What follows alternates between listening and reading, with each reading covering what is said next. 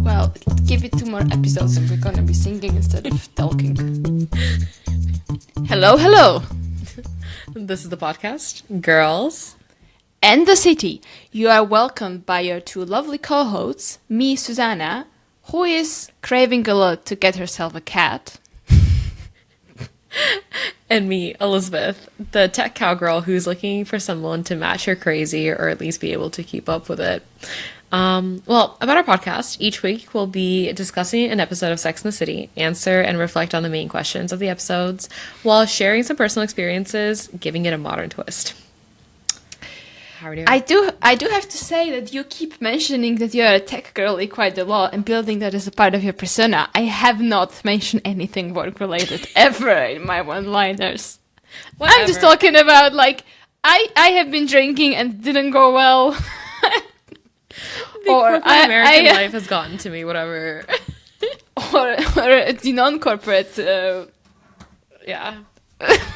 I don't know what I want to say. Or the European way of working got way too close to me. But I'm just like, oh, it's the weekend, so I don't think about work. It's the weekend. She doesn't have employment to worry about. Anyways, how are you doing? How's your week? How was my week? I'm doing well. I have spent this week kind of stepping a little bit back from everything because I thought I overdid it a little bit in terms of socializing and like going out and meeting people. Since I came to London, so a few months. It's gonna be now, and I felt like I have been not really doing the life admin that is still, stacked back in my mind, and I'm waiting for me to like do it, and it's quite important, some of that, but I have just been like, oh, let's have fun and ignore that. It's not pressing. This week I was like, okay, Susie, you are a little bit socially exhausted, and honestly, I'm such a homie. Like, I love being home. If I would have all people that I need to be safe and happy in my life in the house, I don't need to go out for like occasional dinners and fun, yes. But so I decided to not go out this week. Even though I did, but that was unexpected, and really use all my free time and especially the weekend to reflect on a lot of things in my life where I want to go, where I am, and set some kind of goals for what I should be doing in my private life, professional life, to get to the direction or in a way of my life that I feel that I want to be at, which is super, super the opposite of what I said a few weeks ago, that I don't use the new year to set like expectations and stuff. Yeah. I really don't, but I felt like, I don't know, somehow it just aligned with the New Year's being recent and me reflecting on what I need to think about, how I want to go forward in my life. And of course, the life admin, still, I'm looking at my to-do list. I did a few items, but not as much as I was hoping for this weekend. But it's a start. So, very boring, a lot of work, and then a lot of self-work. But I feel much more in tune with what I should be doing. What about you? No, I feel like that's like really cool, and I feel like it's like you're reinvesting in yourself, so I think it's gonna be paying off. It's nice to like pause for a second and be like, where are we at, where are we going, like that kind of thing. I did that a little while back when I was doing the vision boarding with myself and my friends, so it's like we gotta now, like, you have like your plans and your goals, now you gotta be figuring out like how am I going to achieve them. So that's where I'm kind of at. I'm like, all right, I know what I want to do, but like, how do we get there? So I can relate to that. But yeah, no, my week was good. I was mostly working. Shout out to corporate America. Otherwise, what is happening? I went out with my friends on Friday. It was really fun. We discovered a new band at our favorite bar in Alexandria and like Virginia here. So it was really fun. We got to meet the band afterwards and chat to them and like find What out style where do they play? they're like. Honestly, we like them because usually this bar, like every single band will play 90s and early 2000s hits, Nice. but they did a mixture of those and then some country songs and then some pop songs. Like they played Sabrina Carpenter Taste. And for a guy to sing those high notes is kind of insane, but he was so good. And then they played Hot to Go as well, which obviously got the girlies onto the dance floor. Yeah, no, they were really cool. They're also like relatively our age. Usually people are a little older that play in these bands. So that was fun. That was Friday. And then yesterday we went candle painting with the girls. Oh, I saw. How's Yeah. that? It was really cute. Like it's actually super easy and minimal because like you'll just show up, they give you a candlestick, and then they'll give you some paint. So I just made one with little hearts and little bows and things like that. So it was a very cute experience. We definitely want to go back there because it was randomly at a golf course. But they do all sorts of events like that. They're thinking of doing like a wine tasting or like a mug painting. So cute things like that. And then we went and got lunch afterwards. So it was really nice, really wholesome. Glad to see like I love that. it was the five of us. Yeah, overall it was a good time. And this weekend we have the inauguration in DC, so it's a little crazy around here. With I mean, like Yeah. there has been a lot of going on in the US. yes, we had a TikTok This ban, week. and now they've unbanned it this morning. Like, What? yeah, No, yeah, they did. Yeah. I there was just a whole because thing like about it. I have a VPN and when I'm watching Sex and the City, I have to put the US as my location. I And see. yeah, I don't know Interesting. why. But anyway, sometimes I would just like forget it, and then I would like go on TikTok, and I got the banner. Like the TikTok is like I don't know what it was Banned, like, yeah. They, banned, like, yeah. took it down. Yeah. So they had that So last I was night. like, oh wow, so it really did happen.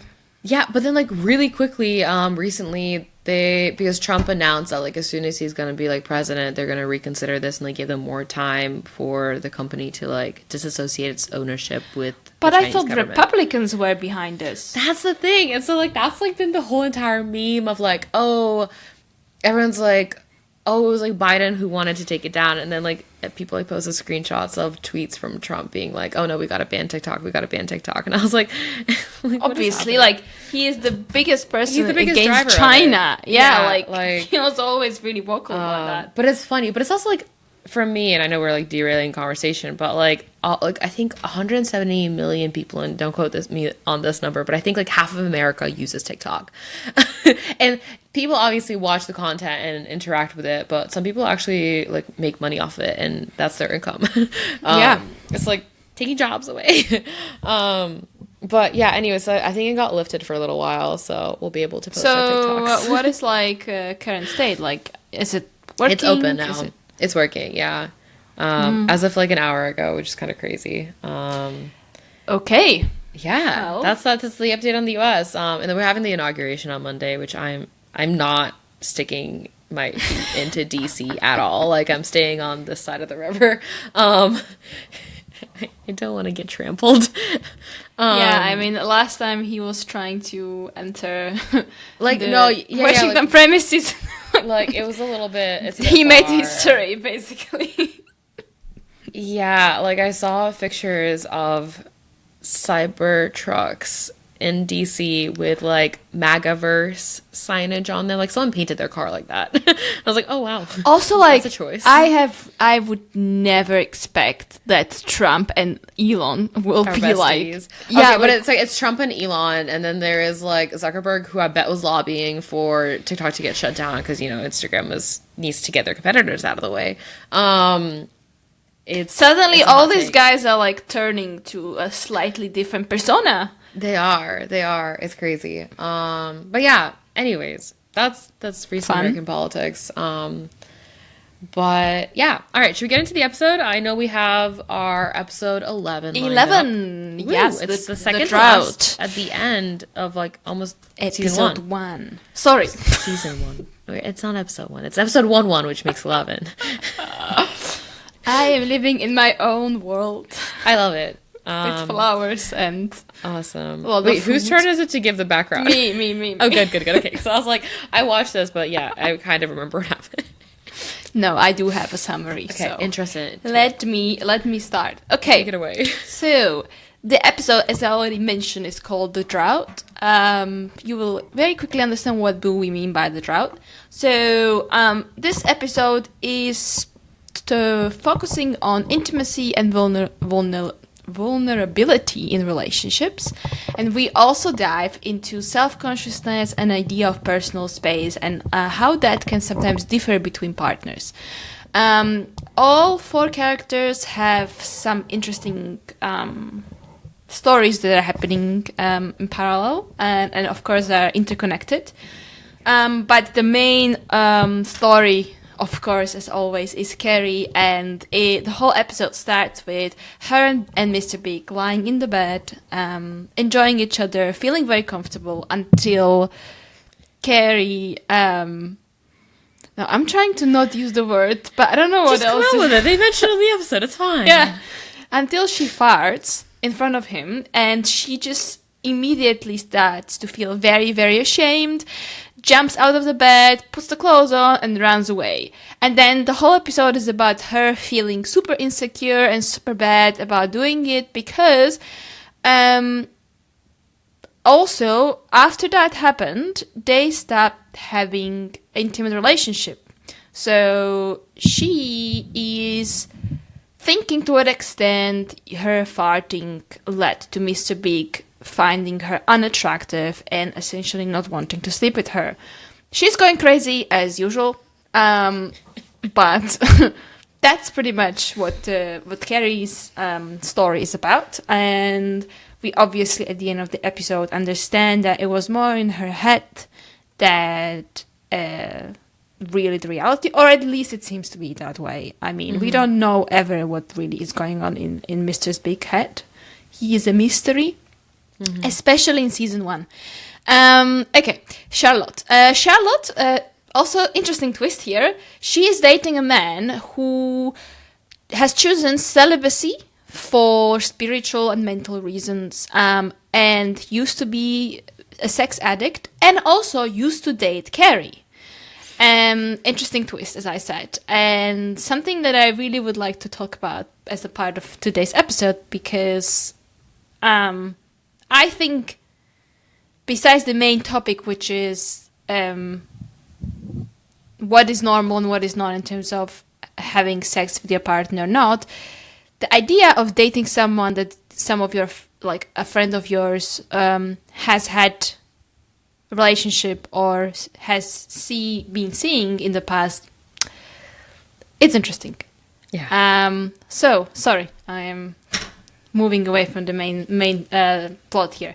Samantha, of course, she is, what an extreme episode for her. She goes through a celibacy herself after being inspired by her yoga teacher, who tells her that he has been sex-free for 3 years, if I'm not being mistaken, and that energy that you feel kind of just transforms into something else. So she is trying to understand what it means, and of course, Samantha being Samantha, it's very difficult for her. But she carries through the whole episode until she doesn't.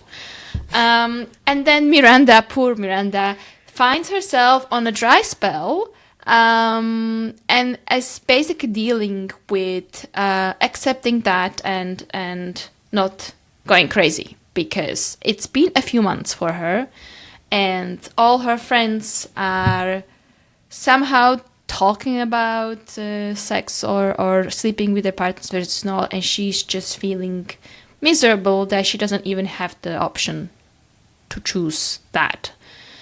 We also have a very famous scene of neighbors of Carrie having sex in the window, where at some point all 4 friends watch them and retrospect on their own intimate lives.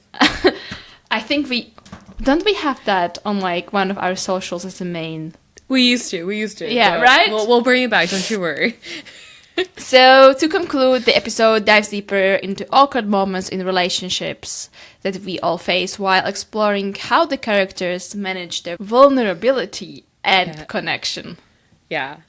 And the main question here is, how often is normal? Simple, straightforward. I like it. You know, Yeah. maybe on this one we can actually get a straight answer and a conclusion. Yeah, another thing that I also picked up is like Carrie's constant need for validation from Big, because she's like, Mr. Big is like Mr. Perfect, like he has all this his life together. I think we're bringing that whole idea back because like she had Yeah. a very similar situation before, and this time like something that really stuck to me is like her talking to Miranda, and she says like desperately to her, like, I think I'm in love with him and I'm terrified that he's going to leave because I'm not perfect. Yeah. And so And like he- Miranda and to is like, her- oh my god. Like, To her, he's this perfect guy, and I'm literally citing her now.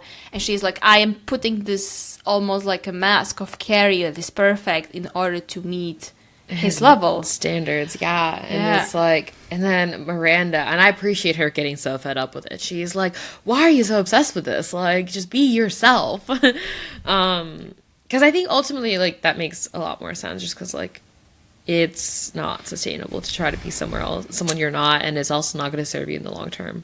I mean, have we seen this coming? Yes. Is this surprising? No. At this point, it's like every episode almost, like she's going crazy. Yeah, but I also love the opening where it was like, New York City is all about sex. And that was like the opening. But okay, should we start with, I guess we have to address the fart, guys. Let's start with that. Oh, okay. I was thinking like we start with the main question. What is I mean, normal? we can get to the main question, but like, But we just sure. gotta get like the elephant out of the room. I would like pull it into like a bigger question, which Okay. is more like how comfortable should we be around partners, or should we get around the partners? At different stages in the relationship, I'm guessing, because it's like at some I point mean- it's inevitable. Like if you live together and you're always together, like things happen. Okay, but there is like I'm sorry, I'm being like distracting myself with my hair, but I really am. I don't know like what it, to it's do with cute. it. I don't know what to do with it. Anyway, like there is a clear distinction between are you gonna always close the door on the bathroom? Oh yeah, or- I mean, okay. If we're talking about that, I'm thinking like I if mean, accidents that's happen. what I mean. Accidents happen. That's like step one. Yeah, open closed doors. I'm trying to think if I've ever had that. In a it's relationship. ultimately like how comfortable you feel around your partner, right? And like how putting it in Samantha's words, how human you want to show your partner you are, instead of being this idealized version of Yeah. a woman that doesn't have hair, doesn't fart, doesn't burp. Yeah. That's the thing. And I think like again, I don't want to lean too much on like nature versus nurture type things, but like I think that also relates back to your upbringing and what your like family and parents thought was okay to do in the house, right? Because like I'm thinking back of like where do I set my standards from, and I think like yeah, I personally like a bathroom door closed. Okay. Though I've had dated guys in the past who had absolutely no problem leaving it open, and I was like, what are you doing? I was like, get yourself some privacy. So I think that's like my take on it. But then there's also the whole idea of being like comfortable walking around the house like half naked, like in your underwear in front of your partner, and I think like that's not horrible. That's fine. Wait. What do you mean? That's not horrible. That's like no, because like I think that's like a norm where that's like fine as long as you guys are comfortable in front of each other. But like I think that also comes like down the line in the relationship, right? You're not going to go after a first date and just be like, For all sure. right, here's but me. I mean, let's assume you live together, or yeah, definitely. like you spend quite a significant time together in one place, Yeah. right? So we are in that stage of relationship. Yeah. Okay, so we're going to take the Carrie and Big timeline here. Yeah, pretty much. Okay, that's fair. Fair. So then, like walking around each other naked, is that? That's fine. That's acceptable. I mean, for me, it's, and I really like the comment that you said about how you basically how your upbringing was in a lot of these questions is what you think will be normal versus not. Right. I am personally someone who is very comfortable with almost anything once I am in that stage of level.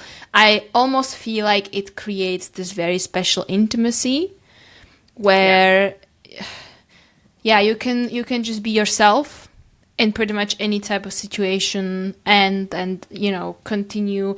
Mostly it's like, for me, I would just talk to my partner a lot, and I don't really want to pay attention whether I am dressing up or I'm cooking or like I'm facing them and like sitting in front of them. For me, the activity is not important, and that's the ultimate level of comfort where I want to get. You know, it's like, you know who I am, I know who you are, and I love you for all of it and accept everything. And like the connection is just so intimate that I don't feel ashamed, and I don't think you should, to like show the aspects that makes you human. Fair. Okay, now that we covered that topic and got it out of the way. So, like, farting, I mean, I don't want to be farting in front of people. In general, like, that but, makes like, sense. if it happens, I'm not going to make a big deal out of it. Like... Yeah, I think, like, in that episode, it was, like, I don't know if it was, like, over-dramatized, but, like, Carrie, you're in your 30s. Like, is this seriously the first time this is happening to you? She tends to over-dramatize stuff around Mr. Big. Oh my god, it's like, he doesn't want to sleep with me because I farted. That was a little crazy to me, but anyways. And there's also, like, this comment that she made, which I think, you know, as much as it's connected to this topic of, like, how comfortable you should be around a partner, it also opens a little bit more broader question. So I think it's very, very early on. She says, there is a moment in every relationship where romance gives way to reality. Yeah. And I think it's also more connected to, like, how often you crave the partner. And obviously at the beginning of the relationship, it's probably gonna be much more. Phase. Yeah. Yeah, and then as, like, once the reality hits, you suddenly don't feel like you want to do it as often as you used to. Yeah. And yeah, I think she's weird, like, probably weirdly connecting these two things as having influence on one on each other. But I do agree, as much as I don't agree with, like, farting by mistake being a big deal, I do agree with the statement. Yeah, that makes at sense. some point the reality hits, but it also makes, I think, it like moves the relationship to another stage, which is even almost more intimate and more comfortable. Yeah, and it's more real, it's more genuine. It's kind of like what it would be like if it was a normal, sustainable relationship, right? Because you can't be in the honeymoon phase forever. I mean, that would be great. I mean, yes, but also, like, there's one thing of, like, still recreating the spark, still having chemistry in the relationship, still, like, keeping it fun and spicy, versus the rest. I have a question. What? That just popped to my mind I'm now. scared. Do you think that some people, to avoid this reality and kind of stereotype of in relationships, would just make up drama so they feel there's constantly something happening and that it doesn't get boring? Ooh, I think potentially, yeah. Maybe even subconsciously. I don't know if people, like... Because sometimes, you know, when things are good... And I'm trying to think of, like, if I've ever had this. Like, because usually I'm a pretty calm person, but I've grown up with, like, in a family where we have a lot of fire signs in the family. And so, like, just emotions being high And then there is you, who is like a hidden fire sign. No one would suspect it. I'm a hidden fire sign. It's like, if you poke the bear will come out, but just don't poke the bear. And so, like, in that case, yeah, because I have a tendency of, if everything is too stable, I'm like, what's wrong? What's wrong? And I don't necessarily create drama out of it, I don't think, but I could see potentially if somebody would, like, being like, things are too good, what is wrong? Like, it's becoming too slow and too, like... predictable. too predictable. Yeah. Or too And- calm, too good. Right. And that's when people, I think, start complaining, being like, oh, this is not happening, or I'm not having this, or like, it's not like it used to be in the beginning.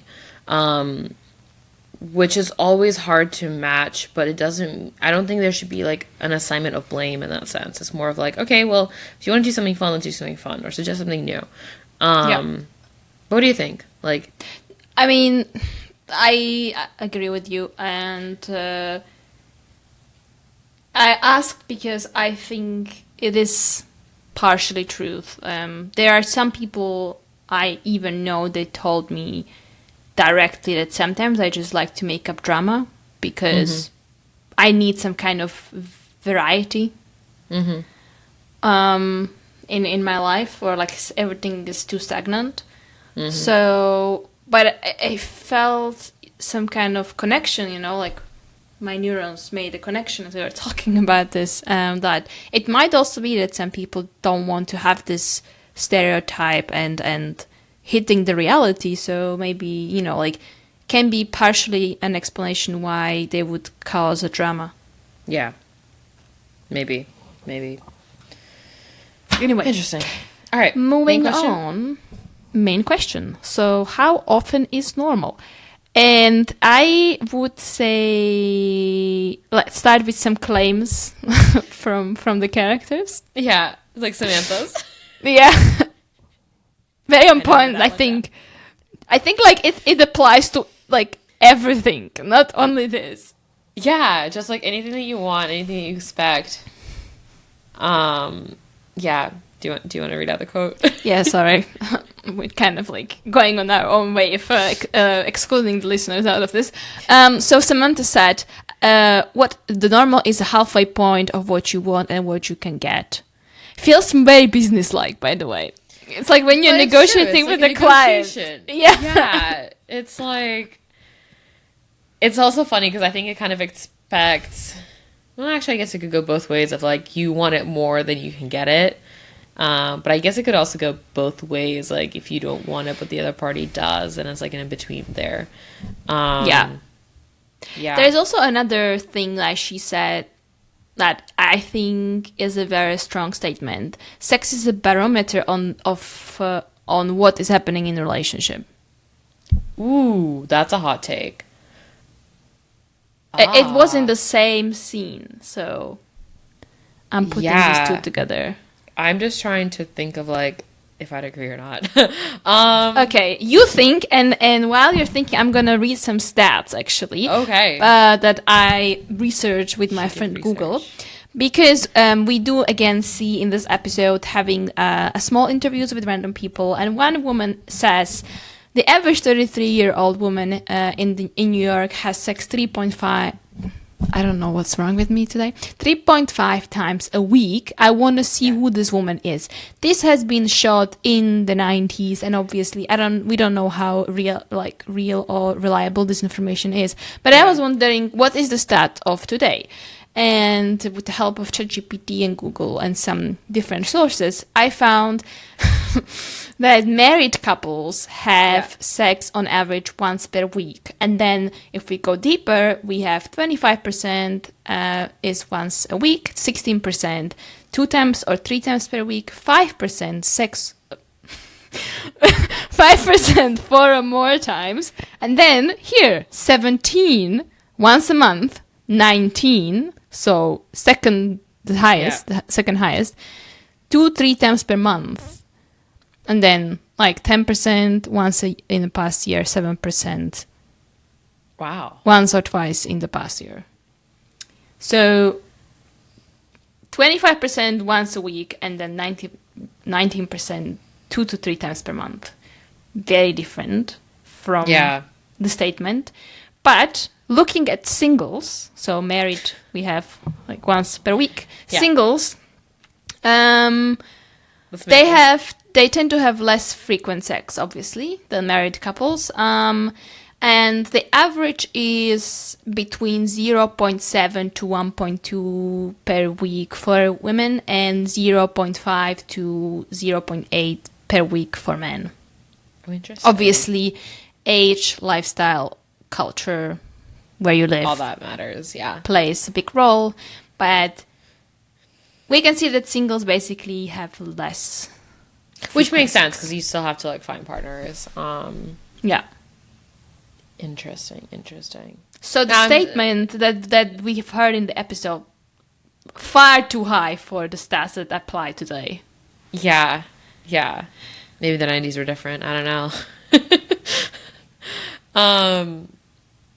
Interesting. I'm still trying to figure out whether it's like sex or the amount of times that you're having sex is a barometer like for the relationship, and I don't know if it is because it's like, well, like I think what she meant was more you have certain level that you set with the person or a partner, yeah, and if that changes, and I think mostly if it's like gets worse, probably it reflects that something is not good.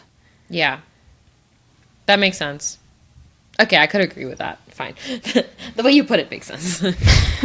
Although I do think that obviously if suddenly there is a change or shift in the sexual life of a married couple or partners, there is something that has changed. It doesn't necessarily have to do something with the partnership. Maybe that person is just struggling with something else, like work-related stress, for example. Yeah. But similarly, it also might be that it's just... No, for sure. It's context Something's specific not and like, working. whatever is happening in like the world around people.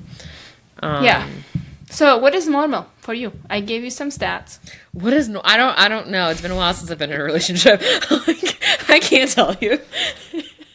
And also my last relationship for like half of it was long distance, so like there was no normal. I haven't checked the long distance. That's a good Distance, I'm telling you. Well, like it's just I'm sure it's just like more often in certain times and then more sporadic in others, and that's how it is. It's also like how we define having sex, because if we also include phone version of it or whatever. Yeah, for sure. Yeah, because then that also leads us to the other question that was asked in the episode of like, how important is sex in a relationship? It's like, I know it's, right. my understanding, it's one of the many factors that play into it. But the weighting of the importance across the factors is a hard one. Like, what will be your take or like any research on that one? Well, I mean, I'm going to first use Charlotte because that's her part of this episode is basically coming to the conclusion that I can't be with a guy who just doesn't find sexual intimacy important for a successful relationship. Yeah. And I definitely agree on that with her. I mean, you need to find a partner that is compatible to some extent. The more the better, of course. But I personally feel that it just creates this very specific bond that you can only achieve with sexual intimacy, and not having that. I mean, there is a group of people who are simply asexual and don't need that for their lives. But on average, I think everyone needs that. And if it's not being given in your relationship, at some point there will probably be some kind of moment where that person will seek it somewhere else. And I think that's just unhealthy from the beginning. So yeah, I'd agree. And it's like, I so agree with Charlotte, because it's, and Carrie to a degree too, it's like it's something that she's had in the past and now it's like been taken away from her. And with Charlotte, like it's completely off the table. This guy was like, I'm not like that sexual of a person anymore. I had a very similar situation where like we had like really good chemistry and like we were really into each other, and then at some point they just told me like, actually I'm not that like sexual of a person. And I was like, what do you mean? I was like, why are you taking it off the table? So like I'd agree in the sense that like it doesn't have to be the most important thing, but I think the degree of chemistry and like sexual involvement still has to be there.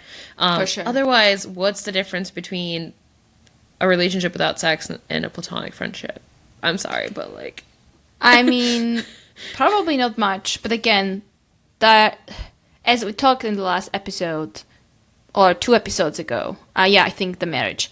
Yeah. Different people seek different types of things in partnership or marriage, and it might simply be that there are some that don't seek the sexual intimacy but find other things. I don't want to say thing again, but my limited vocabulary is what it is. Other outlets for it, like other... Oh, yeah, thank you. No half worries. Americanized person.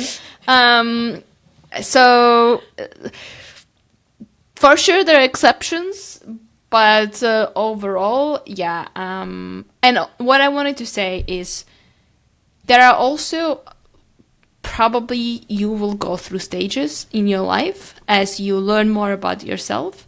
Yeah. Like my relationship to all of this, it has been so different when I was younger than it's now, because you just learn with more experience what you actually need, what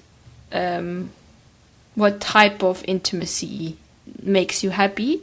Yeah. And I feel once you understand that, it naturally also increases the enjoyment of that activity. And unfortunately, there are a lot of women that they might have had negative experiences when it comes to sexual intimacy, or like their first experience just wasn't good, and they create this connotation where, it's nothing to do with how sexual they are, it's just the psychology got messed up a little bit. Their experience with it.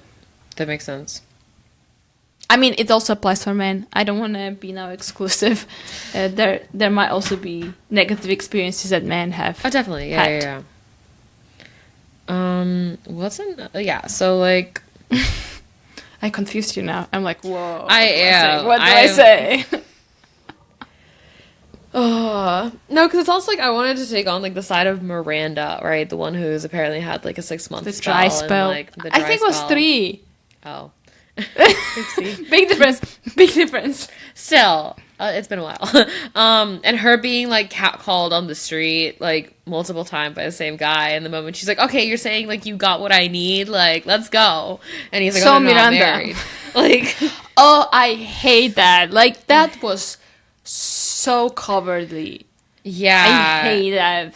Like, I would kick him in the ass, honestly. Yeah, I also, like, I don't know if you've ever been catcalled. I've never been, like, awfully catcalled, but there have been instances, and it's just, like, it's such a yucky feeling that you're just, like, what part of your brain thought that was going to be a good idea? Like, do you think that's, like, someone thinks that's a compliment? Do you think that's, like, someone's going to find you interesting or attractive because of that? Like, absolutely not.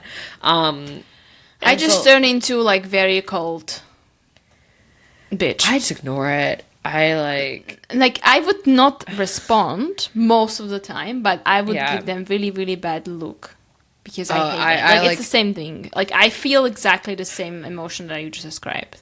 Yeah, but like, I don't think they even deserve my emotional energy or capacity. I'm just like, go back to how being fiery are you? I am. I'm fiery only if you trigger me. If you really like push it, then I'm fiery. But if you're just like being weird and rude, then like goodbye. I wonder to what extent this is a Taurusian energy. Being like, don't you dare to step over my boundaries. No, I'm just like, no. The Pisces Aries mix is a fun time. Let me just tell you that. I'm very sweet on the outside.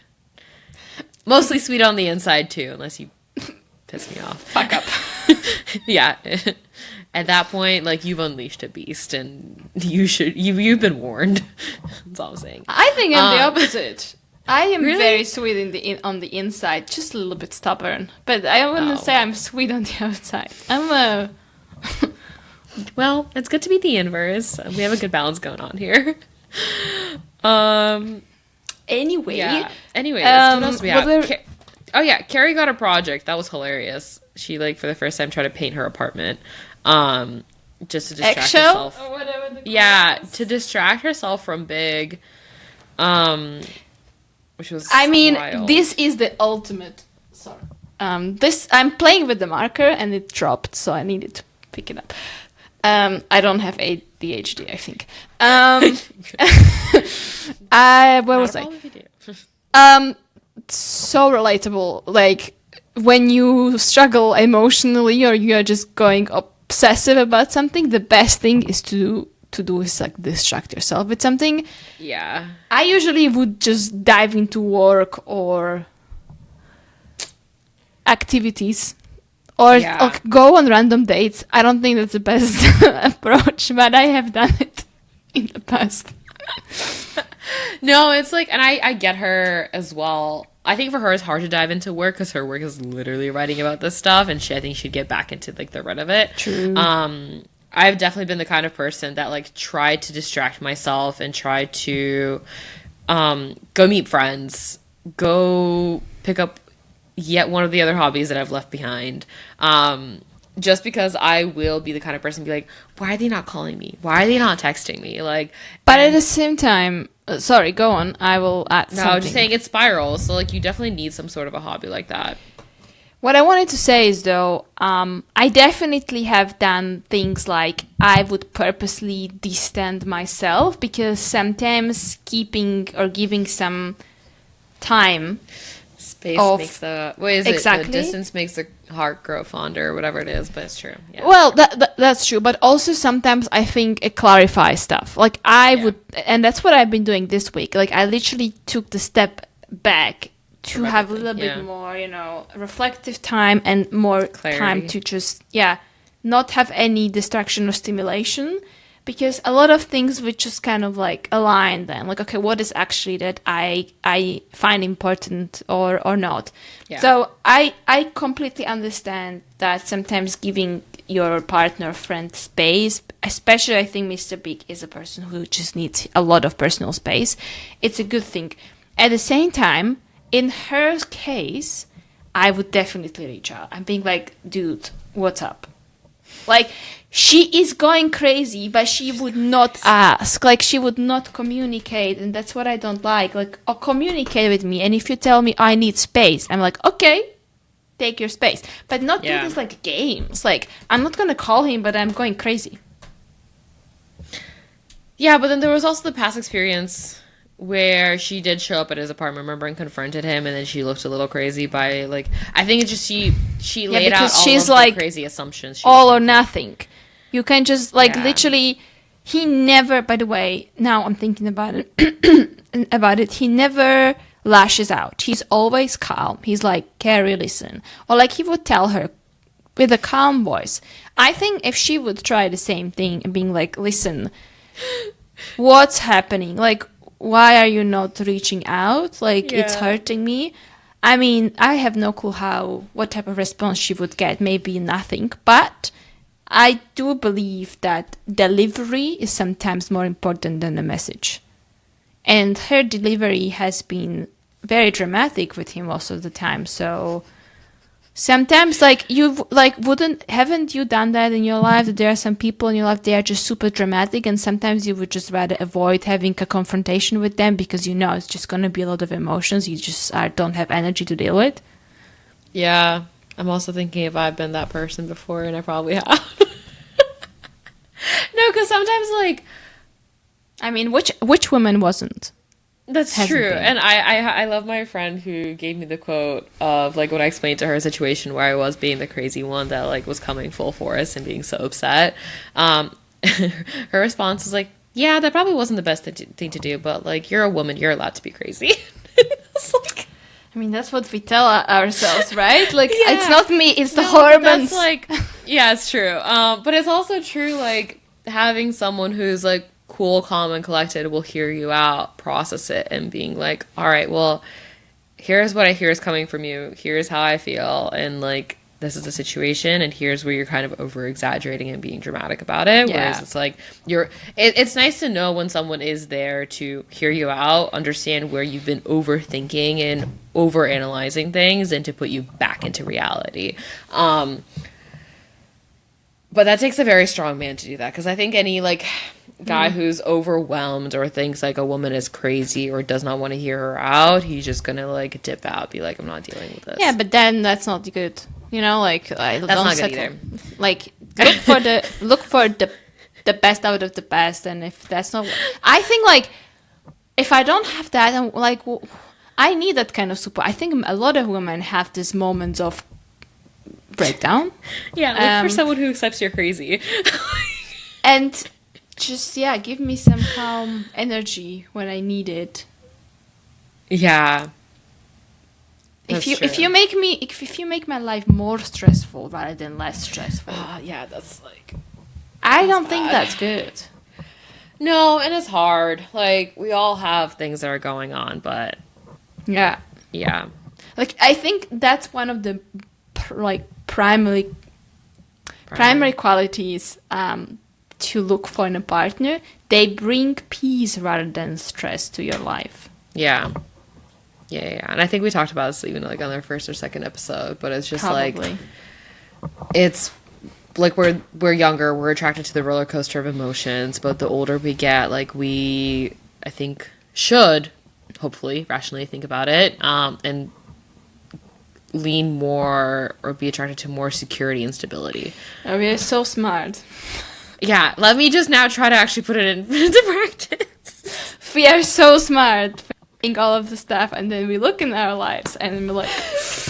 And then we're like, what happened there? Where is the practice of your theories? Where is the actual rational execution?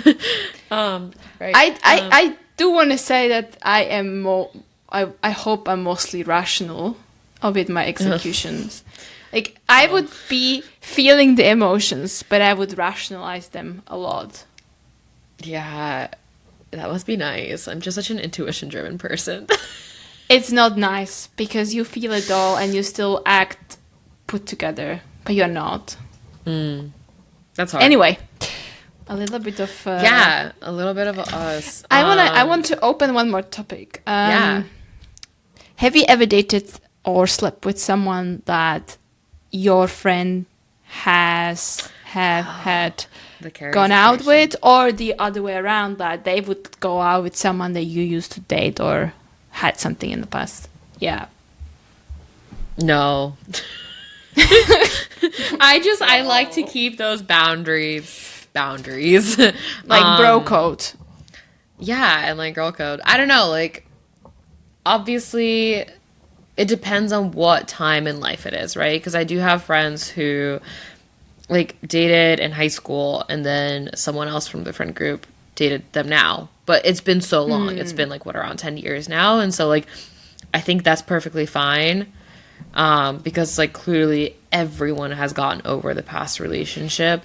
And unless they didn't. Well, you never 10 know. years, I mean, I probably should get over it. But that being said... You never know. As long as it's not messy, I think that's totally fine. Have I done it myself? No. Yeah. Yeah. No, I am the same. Like, I can't imagine looking at someone that one of my friends have dated or are dating as a potential partner. But I do have as an example of this in my friend circle. Interesting. Yeah, it sounds like... It's the same thing about what you said, though. Like, they've had think like during high school times, and now, 10 years later, someone else from our friend group would and that makes date sense. that person. Yeah, I don't know. Just like within my friend group, we have such different types. Like, I'm not kidding. That's like, good. The guys that I'm attracted to, my friends, are like, most of the time they're ugly. And then other times they're like, oh, they can be cute, just not my type of cute. So like, and I feel the same way. Like makes such a good feel, like, first impression when they're like, oh, they're just so ugly. Yeah, it's funny. But the thing is, like, some of my friends are like really into guys with mustaches, and I'm just like, what? Like, on some people, I guess that could work, but for me, like, they'd have to be able to pull it off really well for it to be a thing. I don't know what is this, like, recent trend. I don't know what it is. I can't tell you. It just looks so weird. I'm like, so like that's where we clearly draw the line, because I'm like, mustache dudes, that's your department. I am on your side on this one. Yeah. No, like, I don't like... Maybe beards are cool, too, as well as they're, like, well-kept. But I like a little stubble. Little stubble's cute. Unless, like, a clean face, then that's cool, too. Yeah. No, I always have had, like... my department's always been like guys with either really nice eyes or really nice eyebrows. I don't know why I would think for eyebrows. Eyebrows, yes. I Eyebrows. always had a Like weakness for good eyebrows. thick eyebrows. Yeah, that'd be it. But I don't know. I think we might have the same type. But I don't think so. I mean, like, I don't think we do. I don't know. I have seen some of your My exes. let's call it that. Oh, my past encounters. Also, yeah. Anyway, yeah, because for me, Mustache, like, I no. also like mustache. No, for me, also like looks are cool, but like I usually do fall for personality. And sometimes that's Yeah. where my judgment gets clouded. My friends are like, "Ew." that's the thing. Like, that you don't fall with. Like, I think it's also very lust driven, or like this Yeah. first impression of how you look. Because if you love the person, eventually you will fall in love with them and love how they look because sure. you love them. And Yeah. suddenly, like, aspects about their appearance that you would probably otherwise don't pay attention to or maybe don't even like. You're like, oh, that's cute. Yeah. That's fair. That's fair. Yeah. Another crazy thought that I picked up from the episode is what Carrie and Big have been dating for. They said 4 months, I think. It was the Only? first time. I think so. But it was the first time he went to her apartment. Yep. That I was mean, wild to me. Their relationship is so weird in this season. Yeah.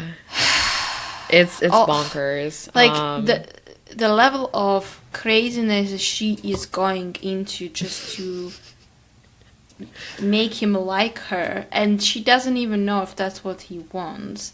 It's I feel, yeah, I feel sad for her because I don't think that she should feel that insecure about herself.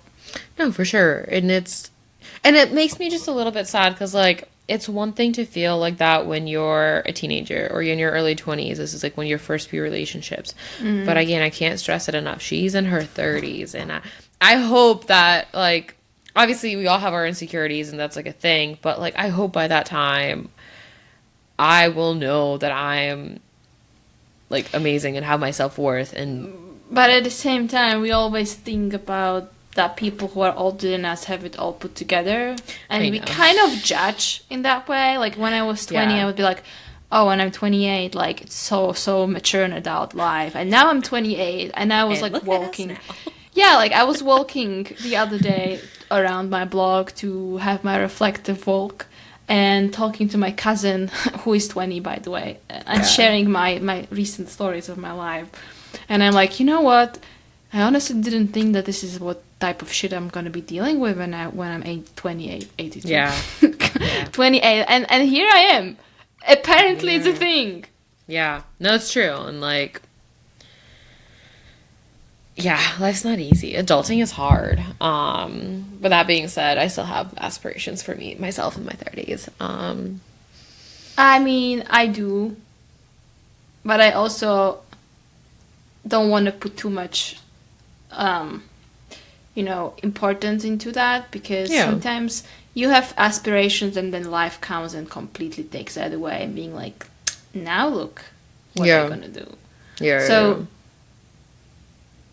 it's a good guiding mechanism, that understand what makes you happy or confident or feeling good about yourself. For But who knows? I'm gonna be 30 soon, so woo. no, don't give me the woo. Whoa, 30 is gonna be great. It's gonna be prime. I'm excited. Yeah. for okay. for my 30s.